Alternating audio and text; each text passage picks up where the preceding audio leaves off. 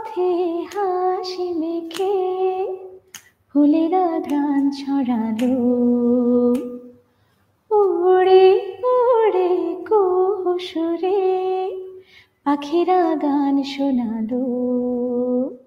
আমি ডুবেছি মায়ায়, আহা কি যে করে হায়, আমি ডুবেছি মায়ায়, আহা কি যে করে হায়, গোপনে খুঁজে কারে হো কন্যা কন্যা কন্যা রে, বলবো মনের কথা শোনা রে, কন্যা কন্যা কন্যা রে, বুকে বইছি প্রেমের বন্যা রে, কন্যা হো কন্যা। By the way, Qatar tour কেমন ছিল? আমি কিন্তু মেহেদি নাইটে খুব মিস করেছি যে চাঁদ রাতে একসাথে মেহেদি দিব, সেটা হয়নি। বাট কাতার ট্যুর কেমন কাটলো?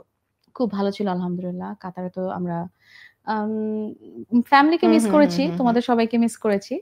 বাট ওইখানেও একটা আলাদা পরিবার তো রয়েছে, অডিয়েন্সদের সাথে একটা ঈদ শেয়ার করা। এই যে ঈদের একদম মানে যখন ঈদ সন্নিকটে তখন কাতারে যাওয়া, কি কি শপিং করা হয়েছে এবার?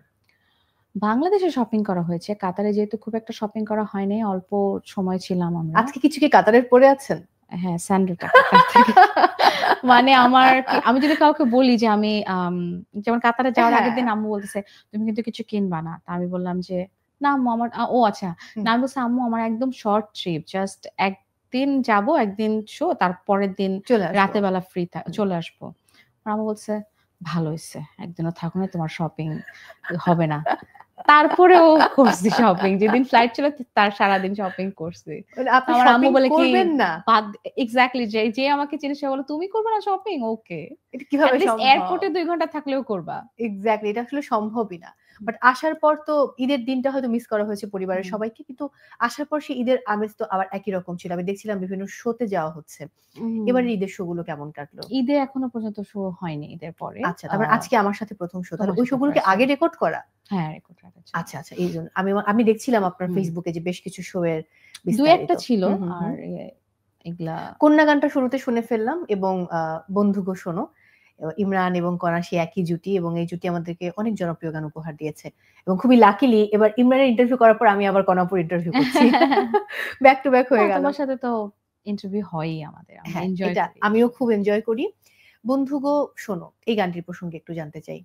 এই গানটাও দর্শক এত সুন্দরভাবে অ্যাকসেপ্ট করেছেন, রোমান্টিক গানের মধ্যে মানে খুবই কি বলবো, সবাই খুব পছন্দ করছে, খুব ভালো রিভিউ, এন্ড সবাই খুব ভালো কমেন্ট করছে, কারণ এটা শুনতে ভীষণ ভালো লাগে গানটা। আর জানোই তো গানটা লেখা এবং সুর করা আমাদের প্রিন্স মাহমুদ ভাই, আমাদের সবার প্রিয় সুরকার, এবং মিউজিকও ইমরান খুব সুন্দর কম্পোজিশন করেছেন। মিউজিক মানে যে কোরিওগ্রাফিটা, সিয়াম এবং বুবলির কেমিস্ট্রিও অনেক সুন্দর। সব মিলিয়ে আসলে গানটা সবাই খুব পছন্দ করছে। এবং দুষ্টু কোকিলও, আমি ভুল না করলে 305 মিলিয়ন সম্ভবত এখন মনে হয়, আমি আসলে কাউন্ট করি নাই, আই থিংক, বা হয়তো একটু এদিক ওদিক হতে পারে, কারণ 305 মিলিয়ন আই থিংক একটা চ্যানেলে, আরেকটা চ্যানেলও আছে আর হ্যাঁ। সো আইটেম সং এ কি কনা এখন সবচেয়ে বেশি ফাটিয়ে দিচ্ছে? কনার কি মনে হয়? না, আমার তো মনে হয় না আসলে। কন্যা কিন্তু আইটেম সং না। না, কন্যা is a rhythmic romantic dance number, sweet একটা গান। সো এটা অ্যাকচুয়ালি আমি তো আসলে গান গাইতেই পছন্দ করি। এখন যখন যে গানটা গাইবো সেটা আসলে ওইরকম করেই গাওয়ার চেষ্টা করব যেন সবাই পছন্দ করে। এখন সেটা যদি আইটেম সং হয় তাহলে আইটেম সং, সেটা রিদমিক গান হয় রিদমিক গান।